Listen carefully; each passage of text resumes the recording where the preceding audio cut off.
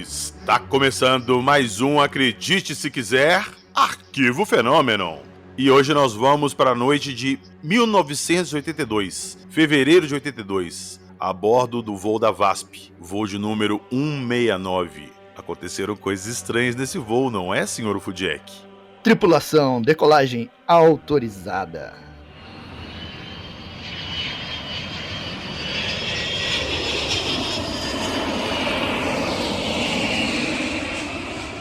Pois é, meu caro PH, esse voo deu o que falar e ainda continua gerando discussões, né? Discussões que eu considero um tanto desnecessárias, porque o caso é sólido, o caso é real, ocorreu mesmo com centenas de testemunhas em diferentes aeronaves e confirmado por pessoas em solo e captação em radar. Esse é o caso que a gente vai comentar hoje. Então pronto, então hoje provaremos por A mais B que o caso foi real. Daqui a pouquinho, logo depois da nossa vinheta.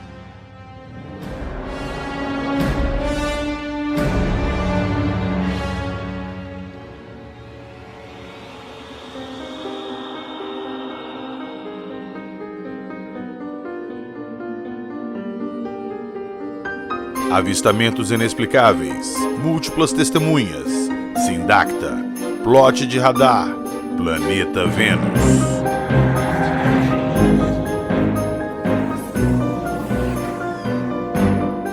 Acredite se quiser.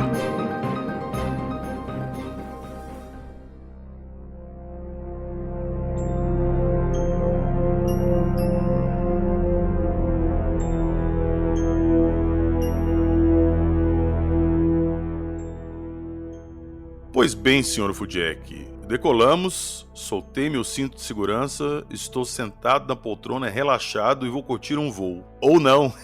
Ou não, né? O que aconteceu? Então, a data é 8 de fevereiro de 1982, voo 169 decolando de Fortaleza para o Rio de Janeiro em uma aeronave da VASP, um Boeing 727-200. Prefixo PPSNG. Então repare que a gente tem todas as informações sobre isso, né? Nós temos aí o comandante do voo, o Gerson Maciel de Brito, um experiente piloto da aviação comercial na época, um cara cheio de cursos, um cara reconhecido em sua profissão, responsável por inúmeros aperfeiçoamentos e ele mesmo oferecendo treinos em área de segurança aérea e vários aspectos importantes aí da aviação.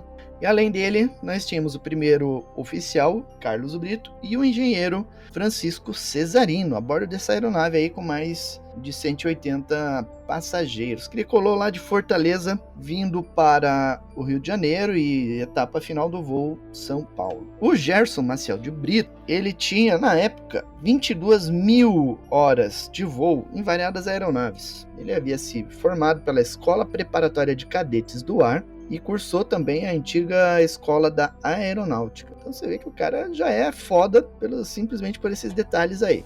E aí participou de vários cursos de adestramento, sendo também instrutor de voo, foi membro da Comissão Permanente de Tráfego Aéreo do Brasil, membro permanente do CIPAER, para a prevenção de acidente aeronáutico, como adjunto na Comissão de Investigação de Acidentes Aeronáuticos e um dos fundadores do ensino técnico para pilotos profissionais do Sindicato Nacional de Aeronautas. E o voo então decolou por volta de 1h50 da manhã e seguiu normalmente seu plano de voo, né? O tempo estava bom ao longo da rota e por volta das 3h12, um pouquinho antes de passar sobre a cidade de Petrolina, em Pernambuco, o piloto, né, o pessoal da cabine ali, eles perceberam uma luz que surpreendeu o piloto e que não foi informado pelo controle de tráfego aéreo. O tráfego aéreo não tinha falado nada sobre a presença de algum tráfego, porque na aviação é assim.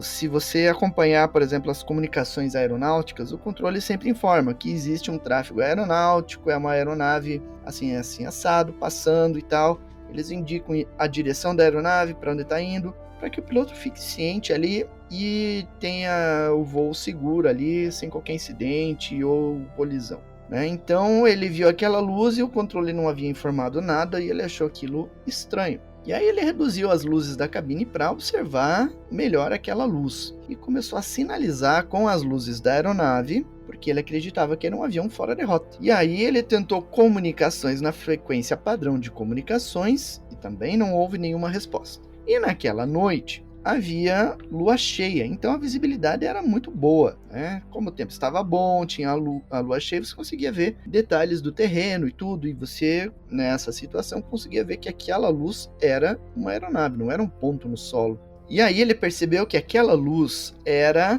compacta, ela tinha um aspecto vivo, né? Um aspecto que diferenciava dos corpos celestes. Ela não era simplesmente uma estrela ou um planeta, né? Porque os pilotos, eles estão acostumados a ver corpos celestes com muita frequência. Ô Jackson, rapidinho, só lembrando que nosso amigo aí, o piloto em questão, ele tem 22 mil horas de voo. 22 mil horas de voo. Eu vou chutar por alto aí que se ele viu Vênus no céu umas 30 vezes, foi pouco. Você acha que ele não saberia reconhecer? Exatamente. E assim, piloto voa de manhã, de tarde, de noite, de madrugada, as escalas vão se alternando. Quando Vênus está visível ao pôr do sol, ele não vai ser visível de manhã, mas o período em que ele está visível é relativamente longo. Ele fica ali por várias e várias semanas ali sendo visto ao final da tarde ou de manhã. E o piloto ele vai voar nesse período nos dois horários. Ele vai voar de madrugada, vai voar de noite. Então ele vai ver Vênus com muita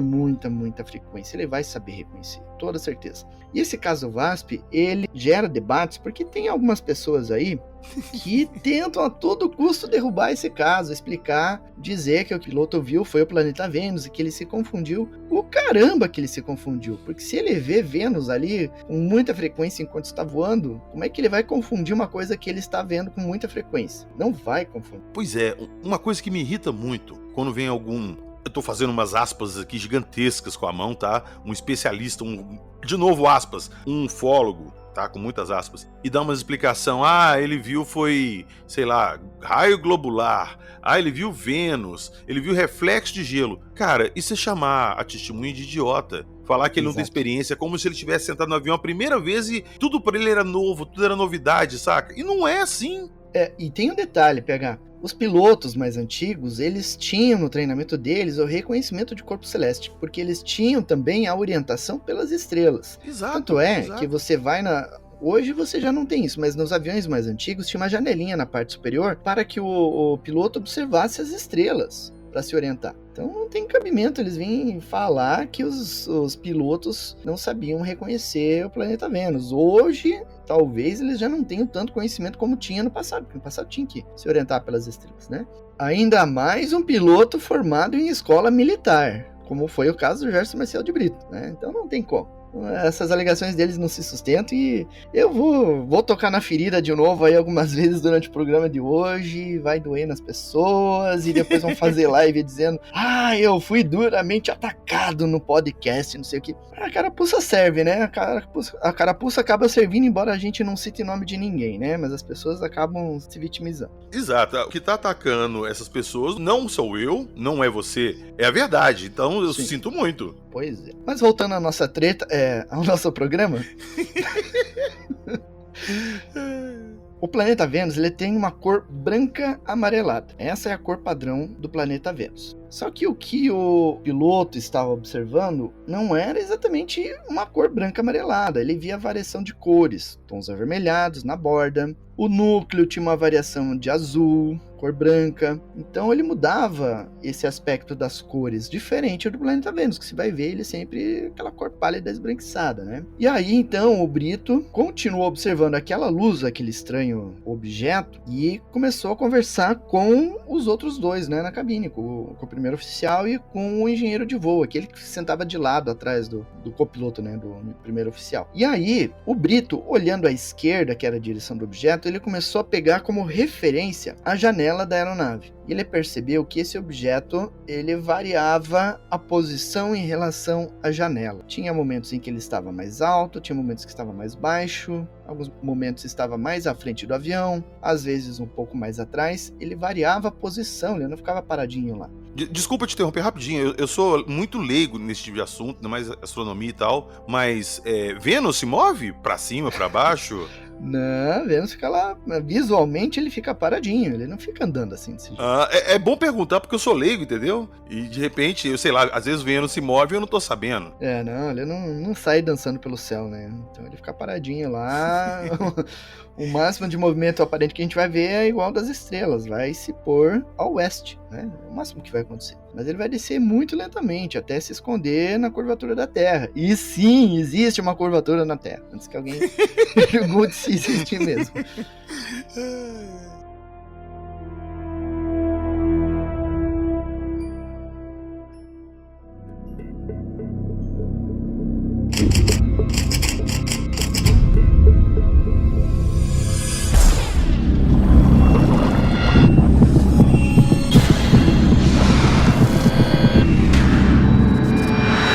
Você está ouvindo o Arquivo Fenômeno.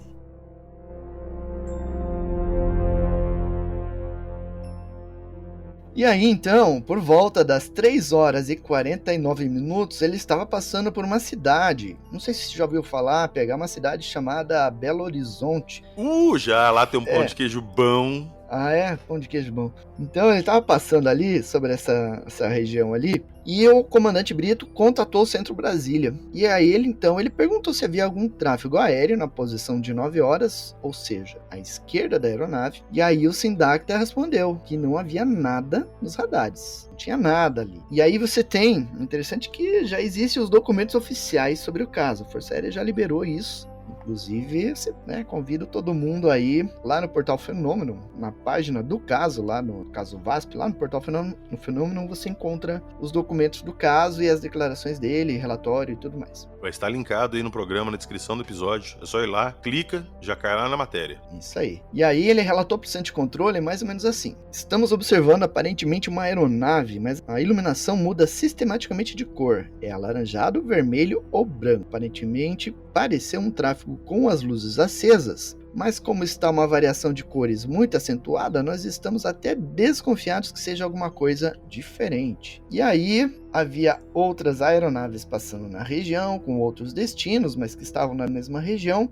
e essas outras aeronaves acabaram confirmando. A primeira confirmação visual veio dos pilotos Milton Missaglia e Mário Pravato, de uma aeronave da Transbrasil, uma companhia que existia na época também, que fazia a rota Manaus-Rio de Janeiro. E aí ele confirmou que estava vendo esse objeto luminoso à esquerda do avião da VASP. E aí o Gerson Maciel de Brito, ele também declara assim: olha, agora a sinalização foi informada de que está intensa, muito intensa, como se fosse uma aeronave com as I-Rays ligadas. Gostaria que Brasília verificasse essa observação para efeito de dados possivelmente, ok? Aqui você vê duas coisas, ou algumas coisas, né? A luz desse objeto, neste momento, estava mais intensa do que o normal. Isso chamou a atenção dos pilotos. É como quando você vai no aeroporto no final de tarde, que os aviões estão pousando, é aquela luz de pouso que estava... Fica à frente das asas ali, perto das turbinas. Isso aí. É uma luz intensa, né? Então ele achou que fosse esse tipo de luz em uma aeronave. Só que daí ele pediu que Brasília verificasse isso para efeito de dados, ou seja, para que isso fosse avaliado posteriormente. Como o Gerson Maciel de Brito era ligado com essas coisas de prevenção de acidente aeronáutico, ele queria que isso ficasse registrado para uma investigação posterior. Você vê o nível de profissionalismo e responsabilidade do cara,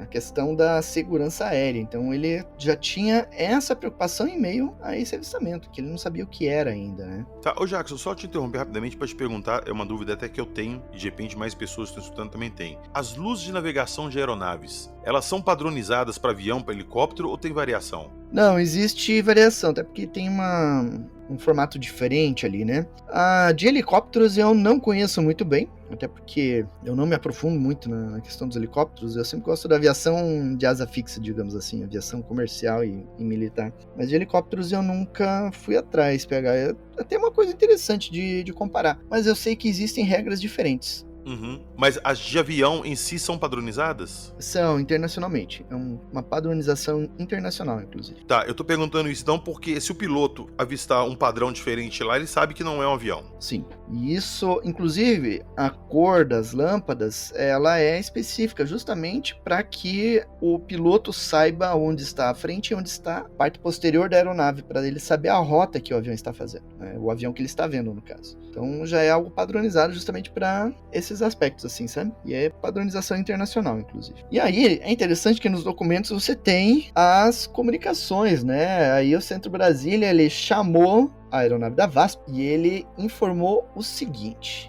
VASP 1969 informa que estou recebendo um ponto desde 50 milhas sul de Belo Horizonte, um ponto exatamente na posição 9 horas, seguindo um impulso exato do VASP 169. Traduzindo, o controle lá, o Sindacta de Brasília, captou a aeronave da VASP e 50 milhas no lado esquerdo do VASP, um ponto não identificado voando na mesma velocidade do avião. Então, esse objeto ele foi captado pelo radar. Foi captado pelo radar. E convém lembrar que Vênus não é captado no radar. Poxa, eu ia te perguntar isso agora, porque eu te falei que eu sou leigo, né? De repente Vênus aparecia no radar também, né? Então... não aparece, não tem como, não existe um radar potente pra captar. Nem a Lua chega a uma onda de radar, mas a gente vai chegar lá em Vênus, né? Então não tem como. Ô Jackson, desculpa te interromper, mas olha só, uma pessoa em sã consciência alegar que esses caras viram Vênus é uma coisa que, sei lá, o cara falar assim, não, ele confundiu com a Lua, mas apareceu no radar. Não, o radar pegou a Lua. É a mesma coisa.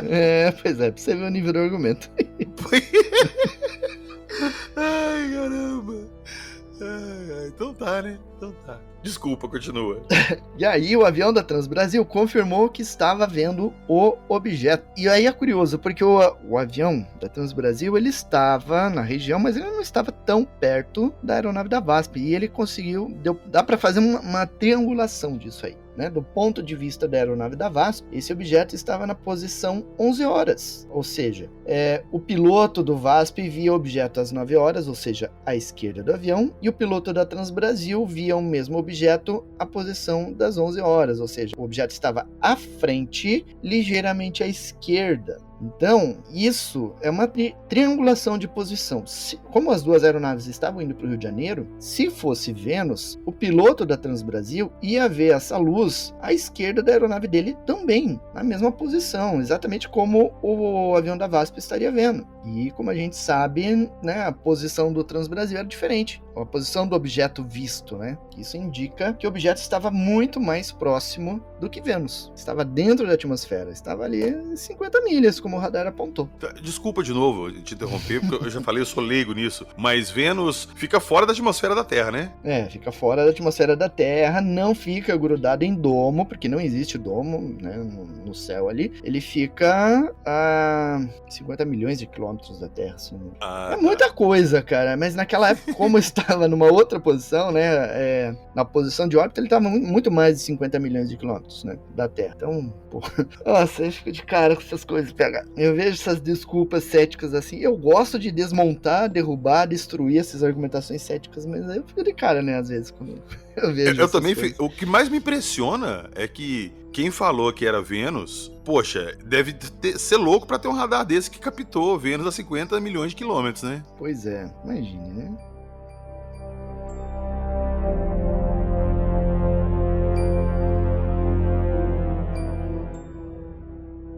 E aí, então, o Gerson Maciel de Brito, empolgado porque o Sindacta captou o objeto, ele resolveu informar os passageiros. E aí ele acordou os passageiros que estavam dormindo e informou que havia um objeto captado nos radares e que naquele momento aquele objeto estava se aproximando e já estava a umas 8 milhas de distância da aeronave da VASP. 8 milhas dá em torno de 16 quilômetros. 16 quilômetros, É mais ou menos isso. E aí os passageiros começaram a olhar, né? Todos os passageiros, com exceção de 3 bispos da CNBB, que não quiseram ver o que estava aparecendo. Mas curioso que depois eles perguntaram para os passageiros, né? O que se viu, o que se viu. Pô, mas... enfim, já tá em polêmica, eu não vou entrar em mais polêmica não. Tá bom, beleza, vai.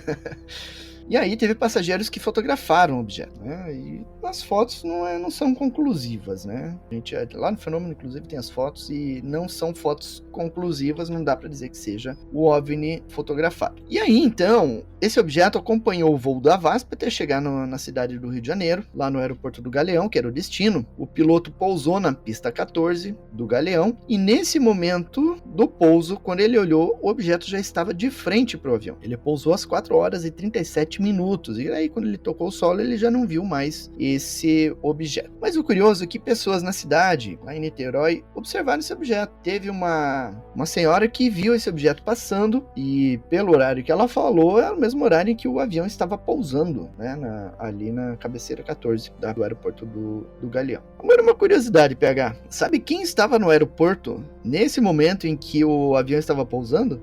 Chute quem que estava no aeroporto. Putz, cara. Vamos lá, me surpreenda. Quem que tava? Naquela data, em 8 de junho, havia uma palestra de ufologia no Rio de Janeiro e chamaram para palestrar nosso já saudoso Adhemar José Gevaert. O Gevaert tava lá? Tava lá, e como ele não tinha muito, assim...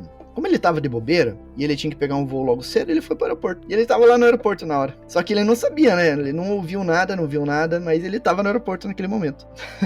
Ele me contou essa história. Né, cara? É, umas coincidências. O Gevaert tinha muito dessas coincidências. Ele me contou essa história um dia. Mas enfim. E aí, como é que essa história ficou famosa? Naquela época, era comum que os jornalistas sempre tivessem um jornalista em porta de cadeia, em porta de hospital e em aeroporto. Havia uma salinha de imprensa no aeroporto onde ficavam os jornalistas, justamente para eles pegar, por exemplo, no caso de hospital, para eles pegar notícias de acidentes, celebridades que se internavam, coisas assim. Em porta de cadeia, obviamente, para pegar as notícias policiais, e em aeroporto para documentar a vida das celebridades, porque sempre estavam passando celebridades por lá. E aí, tinha um repórter na saída dos passageiros ali, quando eles desembarcam, e ele ouviu os passageiros comentando sobre o que tinha acontecido no voo. Daí ele já entrevistou algumas ali e já soltou uma nota na imprensa, e a imprensa já na hora ficou sabendo disso e correu para o aeroporto. No dia seguinte já estava nos rádios, nas televisões e na imprensa brasileira divulgando esse fato. O nome do repórter é Luiz Duarte Amorim Filho, da Rádio Bandeirantes AM, lá do Rio de Janeiro. Olha só, você tava falando isso aí tudo, do pouso e tal, não sei o que, me ocorreu uma parada. Com a posição do avião que a gente tinha no momento do voo ali, e a hora, o dia, dá pra traçar se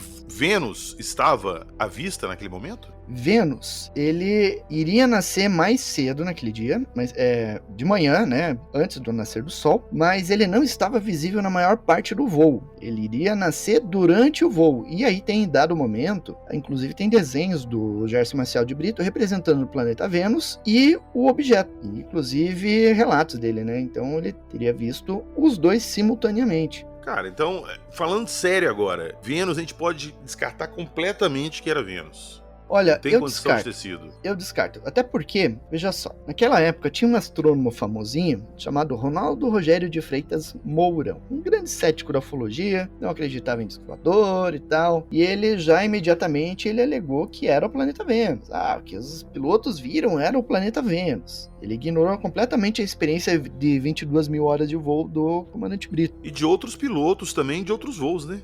Ele ignorou completamente essas coisas. E aí, ele foi fazer um voo, 1 ou 2 noites depois do caso do voo VASP, para confirmar que era o planeta Vênus, para confirmar o que ele estava falando. E aí, depois, ele deu entrevistas dizendo, realmente não era o planeta Vênus. Mas enfim, tem uns detalhes importantes aí que a gente convém lembrar. O objeto luminoso, ele começou a ser observado nas proximidades da cidade de Petrolina, em Pernambuco, em um horário em que Vênus não é observado. Naquele momento, Vênus estava abaixo do horizonte. Vênus ia nascer, ia começar a ser observado ali quando eles estivessem saindo da Bahia e entrando dentro do estado de Minas Gerais. É naquele momento que eles começariam a observar o planeta Vênus, que também estaria ali à esquerda do avião. Só que Vênus, ele teria um diâmetro aproximado de 3 vezes menor do que essa luz que foi observado. E ele estaria ali a uns 10 ou 15 graus à esquerda, baseado em todos os depoimentos coletados, nos desenhos, nos croquis, nas trajetórias de voo. Então, além de estar em outra posição mais à esquerda, o objeto seria menor, o planeta Vênus seria menor do que esse objeto, né, visualmente. O objeto seria mais intenso do que o planeta Vênus é. Só por isso aí você já pode descartar também a possibilidade de ser o planeta Vênus. E outra também, eu tava vendo as fotos do fenômeno aqui, e cara, aquilo não é Vênus. Vênus não lembra um hambúrguer. Pois é. Saca, Vênus é redondo, cara, é uma estrela. Você vê ele no céu, parece uma estrela, não um hambúrguer. E, segundo os pilotos, a forma, o deslocamento desse objeto ele deslocava, né? Ia para frente, para trás, subia um pouquinho, descia um pouquinho. Teve um momento que ele foi observado da janela da frente do avião. Então, o Vênus não vai fazer um movimento desse nunca, jamais. A menos que a Terra mova da órbita, né? Assim, mova bruscamente e saia da órbita, mas isso não acontece. Sempre que você me conta um caso, eu começo a fazer ligação com outros casos que você já me contou aqui, que a gente já discutiu. Isso aí me lembra muito um dos OVNIs avistados na noite oficial. Lembra a questão do brilho, né? A questão da mudança de cor, esses detalhes todos foram relatados na noite oficial, né? Então, é interessante, existem esses paralelos aí, essas ligações, né, entre os casos aí, com certeza. Pois é, nada me tira da cabeça depois daquela história que você me contou lá, do OVNI gigantesco, de 11 km, no mar, que os plots se fundiam. Cara, pra mim, sempre fica claro, assim, que tem alguma coisa muito grande escondida no mar há muito tempo e, eventualmente, eles soltam algumas sondas pra fazerem dar um rolê por aí, fazer uma análise, fazer um reconhecimento, sei lá o que seja. E é isso que a gente vê por aí. Sim, eu acredito nessa possibilidade, né, de que exista alguma coisa no mar, soltando esses objetos, até porque o mar ofereceria um esconderijo interessante pra esses povos que vêm pra cá, né? Pô, olha a dificuldade que foi pros caras chegarem lá embaixo, na profundidade do Titanic, e ó a merda que deu com os caras. Então não é uma parada fácil de ser explorada. Você imagina que existem lugares no oceano, tipo as Fossas Marianas, que são, eu vou chutar aqui porque eu não lembro de cabeça, mas são, sei lá, 20 km de profundidade. Saca? É um troço absurdo. Sim, e se tiver alguma coisa ali embaixo, cara, vai ficar ali, porque o homem não tem como chegar lá pra ver.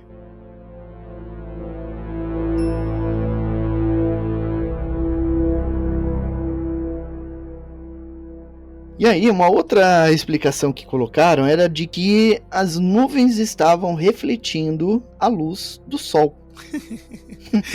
eu juro que eu ia perguntar se na hora que o outro piloto do avião viu, não seria Vênus sendo refletida na nuvem. Eu falei, mas não, bicho, é muita zoeira eu perguntar isso, porque até pode educação.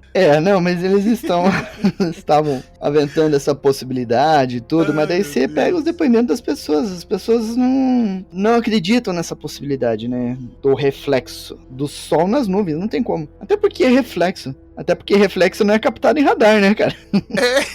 Tem isso. E aqui, não teve nenhum santo falando que era balão, não? Não, até onde eu vi, não. Por sorte, né? Perderam a oportunidade, hein? Perderam. E ainda por cima, o Sol, ele ia nascer ali por volta das 7 horas da manhã. Ele não iria ser visível às 4 da manhã, né? Para você ter um reflexo em nuvem, você precisa de certas condições atmosféricas, né? E ali, céu limpo, cara. Vai refletir como? Tem como. Não, e outra, Vênus também, ele pode ser visível, assim, grande, destaque, é bem luminoso, mas acho que não a ponto de emitir uma luz para criar um reflexo. Pois é. A treta mais atual fala que houve uma combinação de coisas. Tem algumas pessoas aí divulgando uma pesquisa e tudo, que teria ocorrido um reflexo de Vênus. Vênus estaria abaixo do horizonte, emitindo luz, sendo refletido nas nuvens, em um efeito chamado Nova Zembla, combinado com o efeito Fata Morgana. O efeito Fata Morgana é aquele que faz com que objetos abaixo do horizonte sejam vistos acima do horizonte. Tipo quando você vê um navio lá no fundo do mar, parece que ele tá voando, mas não, ele tá no mar. É isso. Isso. E o Nova Zembla ele seria um fenômeno que seria semelhante ao Fata Morgana, mas ele seria uma espécie de espelhamento. Então eles estão combinando isso aí para dizer que o que foi visto foi uma miragem. Só que tem uma coisa. Nova Zembla é o nome de uma ilha lá no Ártico, uma ilha de propriedade da Rússia, lá no Ártico. E é um fenômeno raríssimo que foi documentado no Ártico, não foi documentado fora do Ártico. Ele precisa de temperaturas baixíssimas para acontecer. Eu ia comentar isso agora, que às vezes o pessoal se dá o trabalho de criar umas teorias com umas coisas assim, com os eventos naturais que são tão ou mais raros que o próprio evento ufológico. Tentam encaixar aquilo tudo naquele exato momento para explicar. Cara, não é mais fácil falar que é uma coisa que a gente não sabe o que é. Agora, você mora em BH, né? Me diz aí, quantas vezes nevou aí nos últimos 200 anos? Deixa eu lembrar aqui. 0? Não nevou aí, né? Não. Qual a temperatura mais baixa que você pegou aí? Acho que 8. 8 graus. É. Lá no Ártico, menos 30, né? Mais ou menos. A diferença é pouca coisa. Como é que vai formar um Nova Zembla aí em BH no meio do verão? Porque era verão, cara. Eu já te falei que esse povo que inventa essas teorias tem uma criatividade que eu não tenho, sacou? Eu não consigo nem te responder isso. Pois é, então imagine um fenômeno raro combinado com outro fenômeno raro que precisa de condições atmosféricas ímpares que ocorrem lá no Ártico, teria se manifestado no meio do verão em uma região tropical. É brincar com a nossa inteligência, né, cara? Não tem como aceitar uma explicação dessa. Vênus estava abaixo do horizonte, teria, na visão deles, sido refletido, e aí Vênus veio surgindo para cima do horizonte. Pô, o simples fato de ele estar surgindo a leste, né, no caso como ele estava, o simples fato de ele estar surgindo a leste ali, estar nascendo, já teria encerrado por ali o fenômeno. Mas não, continuou sendo observado com a mesma forma, com a mesma intensidade, com a mesma característica e captado em radar. Um ponto maior dessa história toda é isso, que tava lá no radar. Tava no radar. Tava lá. Então alguma coisa ali tinha. Pois é. Então não tem como forçar uma explicação dessa, com essa característica, não tem como. Agora, perguntinha. Tem um documento oficial da FAB relatando esse incidente. Tem o documento oficial. Foi feita alguma investigação deles lá e eles chegaram a alguma conclusão? Não, a FAB não... A investigação que a FAB fazia era muito superficial, né? Pelo menos essa. Era mais uma coleta de dados, então. É uma coleta de dados. É uma coleta de dados e não... Se ocorre uma investigação mais aprofundada sobre isso, é num nível extremamente sigiloso e que nunca foi revelado. Pois é, boa, eu ia te perguntar isso agora. Direto a gente conta casos aqui que tem um documento da exército relatando isso. Ah, a Marinha fez, a Aeronáutica fez. Mas eles não pegaram esses dados para fazer um estudo? Esses dados foram coletados por algum motivo. Quem usa esses dados? Pois é, isso sugere que exista algum órgão de investigação e que não seja conhecido, não seja revelado. De repente nem brasileiro é. De repente tudo isso aí vai pra fora. É possível. E aí interessante que teve essa confirmação também por triangulação, né, da aeronave da VASP, e teve um voo da Aerolíneas Argentinas, que também estava voando na região e confirmou a presença desse objeto, mas eles não quiseram confirmar isso de forma pública. Apenas o pessoal da Transbrasil que confirmou a presença desse objeto. Existe algum áudio da torre de comando com o piloto? Ainda não, só a transcrição da comunicação. Existe a chance disso existir e vir a se tornar público? Eu acredito que sim, né? Tem muito arquivo lá da Força Aérea que não foi liberado. E é a nossa luta aí trazer isso a público no futuro, né? Lá no fenômeno você encontra vários testemunhas de passageiros dando depoimento deles, algumas imagens, algumas fotos e tudo. Você vê pelo relato deles que não havia possibilidade de ser o planeta Vênus, como foi afirmado e tudo, né? Depois eu convido todo mundo a dar uma passadinha lá pra ver isso. Não, eu gostaria muito que quem tá escutando a gente, acabando o episódio aqui, corre lá e dá uma olhadinha pra vocês verem as fotos. Eu quero que vocês me falem, sinceramente, aquilo ali é Vênus? Se for, eu tô ficando muito doido, porque eu não consegui chegar a Vênus ali. Inclusive, lá no fenômeno, você encontra um estudo bem interessante que foi feito dentro do meio ufológico, mostrando que Vênus e o objeto estavam em posições diferentes, né? Ele mostra a angulação, mostra a posição dos aviões e tudo. Então, pô, não dá pra insistir nessa história de Vênus, não, né? Até daria se realmente a Terra fosse plana, entendeu? Mas a maldita curvatura que inventaram pra Terra estragou esse plano.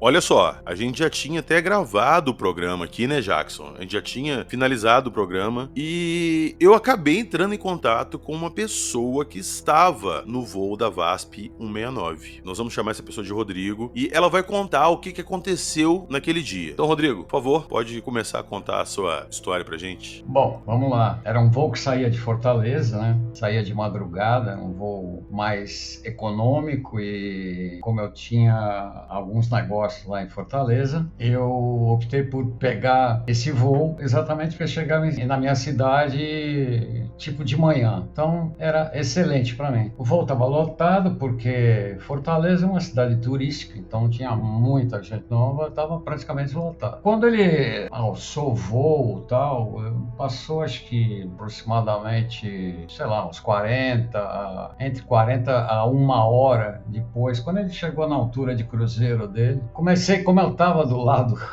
certo, vamos dizer, comecei a ver uma luz que era diferente, sei lá. Era muito clara, né? Mas estava bem longe. E aí eu não consigo dormir dentro do avião com aquele monte de gente, né? Na época não dava, né? Também. E né, aquilo me chamou a atenção, mas eu não liguei muito. Continuei fazendo o que eu estava fazendo, eu estava preparando um relatório e tal. Então eu falei, bom, vou continuar fazendo. E aquilo passou, sei lá, mais uns 40 minutos. De repente, aquela luz chegou muito perto do avião, mas tão perto que iluminou, sabe, o avião inteiro, cara. Sabe? Foi um negócio assim meio brusco, sabe? Uma manobra assim que, meu, é impossível uma aeronave fazer um negócio daquele e chegar tão perto do outro avião. Você sabe que tem rota de avião, eles têm uma distância segura um do outro, né? Era um negócio meio esquisito. Aquilo aí chamou atenção, né? E ele ficou nessa posição por um bom tempo, chegava perto, ele variava a distância do avião, mas sempre mantendo, eu imagino, uma distância segura, ou seja, sei lá, não dá para calcular a distância que ele estava do avião, mas ele era muito grande. Então, a luz do objeto era tão forte, ele estava tão perto que ele chegou a iluminar dentro do avião. E mais uma coisa, ele acompanhou a trajetória do avião, ele acompanhou o avião durante todo o voo? Ele estava se movendo? Bom, ele ficou dando voltas no avião até ele entrar em procedimento de descida, né, no galeão. Então ele acompanhou o voo inteiro, ele acompanhou durante todo o voo, desde que você saiu de Fortaleza até pousar, ele acompanhou esse trajeto todo? Todo o trajeto, até ele entrar em procedimento de descida. Quando o avião começou a descer para fazer a proximidade do galeão, ele foi ficando para cima, aí não deu para ver mais, né? E aqui, você pode descrever o objeto como é que era? A gente chegou a ver algumas fotos, tinha algumas pessoas com umas câmeras na época, mas as fotos não ficaram legais. Eu gostaria que você, que estava lá, que você viu pessoalmente, você descrevesse como é que era o objeto. Bom, meu amigo, olha, eu calculo que ele deveria ter pelo menos o tamanho, sei lá, umas 4, 5 vezes o tamanho do avião. Quando ele chegou perto, realmente perto, acho que foi a distância menor que eu imagino que ele chegou do avião, dava para ver que era um objeto metálico. Não era, mas era muito iluminado e aquelas luzes mudavam de tonalidade, parecia que você ionizava em volta do objeto, assim, ficava claro, azulado, mudava para amarelo, laranja. Era um negócio extremamente esquisito, eu nunca tinha visto isso na minha vida, sei lá. Mas era muito grande. Quando ele chegava perto, dava para perceber a dimensão daquele troço. E era muito veloz, as manobras que ele fazia era uma coisa assim, impossível de qualquer avião fazer. Ô Rodrigo, o objeto, a luz saía dele, do centro dele, era uma luz externa, como é que era isso? Ele inteiro brilhava, tinha alguma diferença entre a tonalidade nele mesmo? Não, dava para perceber que ele era um objeto metálico, sabe? Era metálico, era uma coisa concreta, assim, grande, absurdamente grande, era 4, 5 vezes maior que o avião. Apesar que aquele avião, naquela época, era um avião pequeno, né? Mas ele era 4, 5 vezes maior e era metálico. E as cores saíam da estrutura dele, não sei. É difícil você descrever aquilo. Uma que faz tantos anos, mas eu lembro que era metálico e as cores saíam dele. Assim. Sabe quando fica aquela nuvem ionizada assim, sabe? Quando você, tipo aurora boreal, sabe? Que fica aquele negócio ondulando do lado dele, em cima dele, embaixo. Era uma coisa, cara, surreal. Rodrigo, você falou que o objeto estava rodeando o avião. Ele foi de que lado do avião? Ele chegou a ser visto dos dois lados ou apenas de um lado só? Não, ele mudava. Ele fazia manobras em volta do avião, sabe? Então ele passava de um lado para o outro, mas eu acredito que, como eu estava, acho que do lado mais correto para examinar, né? Ele ficava mais daquele lado, do lado que eu estava mesmo, sabe? Que era do lado esquerdo. Mas ele passava por cima, por baixo, voltava para o lado, ia para frente, para trás, mas era muito brusco, sabe? Não era uma coisa assim que você notava que ele ia assim com uma velocidade uniforme. A mudança era brusca. E o piloto, o que ele falava para os passageiros naquela hora? Não, ele simplesmente falou, olha, se vocês querem ver alguma coisa diferente, que eu imagino que não seja desse planeta, por favor, se dirija para o lado esquerdo do avião. E aí virou uma bagunça, né? Porque todo mundo queria, ficava em cima um do outro para ver. Eu falei, bom, peraí, sai de cima. Era um negócio meio maluco. Acho que gerou um pouco de histeria também, né? E quando o avião pousou, você falou que o objeto ele se distanciou quando vocês começaram a fazer o procedimento de aterrissagem, o avião pousou. E aí, vocês saíram normalmente, foram para casa, pegar um táxi, pegar mala e vida que segue, ou não? Não, porque o comandante já tinha comunicado um objeto do lado, e aí eu não sei o que ele realmente falou, porque eu saí daquela muvuca depois do aeroporto, eu tinha que pegar a conexão para minha cidade, né? Mas aquilo deve ter vazado, provavelmente, dos controladores de voo, deve ter vazado para a área de imprensa do aeroporto, então tava uma zona aquilo ali, uma zona, sabe? E eu falei, não, tô sozinho, né? Que eu viajava sozinho, né? Tava no negócio, eu peguei minha malinha e saí, aquela muvuca toda, eu procurei deixar todo mundo sair e tal, tinha outros voos chegando, eu falei, eu vou me misturar aqui e vou embora, sabe? Vou sair desse negócio, porque tava já bem cheio aquele negócio. E alguém chegou a te perguntar alguma coisa, o que você viu? Tinha alguém lá no aeroporto quando vocês chegaram esperando os passageiros? Teve alguma coisa nesse sentido? De alguém pegar depoimento, alguma coisa? Tinha, tava cheio de repórteres já querendo... Ah, você veio no avião você tá chegando de Fortaleza? Falei, não tô chegando de Fortaleza não, deve ser o pessoal que tá ali. Eu peguei e saí fora, porque eu falei, não vou me expor de forma alguma. E você chegou a ter contato com alguma dos outros passageiros que tiveram avistamento também? Se chegaram a trocar uma ideia? O que vocês falaram ali entre vocês depois que o objeto distanciou e começou a pousar? Bom, meu amigo, cada um tinha uma teoria, né? Tinha até teoria esotérica no negócio. Era um negócio meio maluco, porque tinha, se não me engano, tinha padre dentro do avião. Não era um padre, era alguém do alto escalão da igreja. Como é que era o nome? Deve estar em algum relato aí. Sim, nós citamos no episódio que a gente gravou. Era alguém de alto escalão, que era ele mais acho que uns 4 ou 5 bispos. Isso, eram bispos. Isso, provavelmente. Era gente do alto escalão. E eles não se mexeram, não deram depoimento, saíram fora também.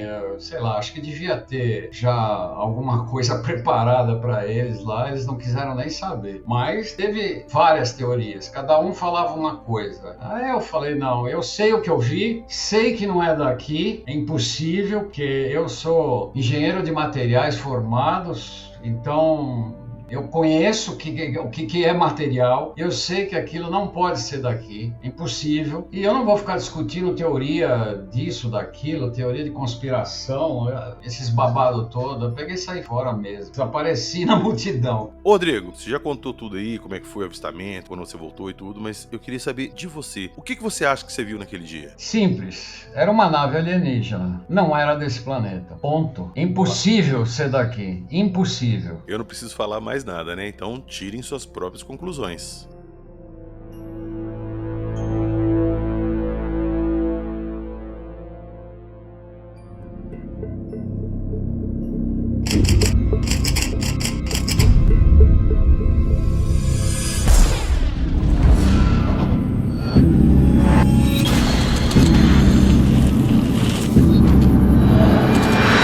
Você está ouvindo o Arquivo Fenômeno.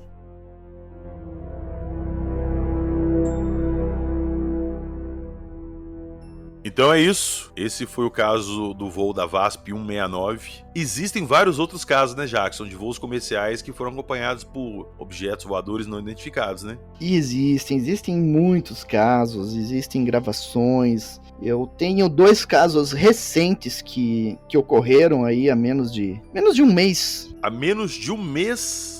Que ocorreram ali nos arredores de Brasília. Eu tenho a gravação das comunicações. De um deles eu tenho o nome dos pilotos, inclusive. Eu venho buscando formas de contatá-los, mas está um pouco complicado. Do outro ainda eu tô para receber mais informações do nome dos pilotos envolvidos. E assim que possível a gente vai falar sobre esses casos também. Só não vou falar ainda porque tá em investigação, mas em breve a gente vai revelar esses casos aí. Casos bem recentes, né? há menos de um mês aí. Aí, ó, pra todo mundo que reclama, pô, vocês falam só de caso antigo, não tem nada recente, tá? Mais recente que isso, meu amigo, impossível, só se tivesse sido ontem, sacou? Há um mês, então aguardem.